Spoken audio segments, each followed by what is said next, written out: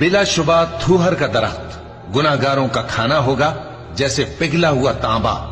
वो थूहर पेटों में इस तरह खौलेगा जिस तरह गर्म पानी खौलता है। हुक्म दिया जाएगा कि इसको पकड़ लो और खींचते हुए दोजख के बीचों बीच ले जाओ, फिर उसके सर पर खौलता हुआ पानी उंडेल दो कि अजाब पर अजाब हो। अब मजा चख, तू बड़ी इज्जत वाला और सरदार था। ये वही दोजख है जिसमें तुम लोग शक किया करते थे।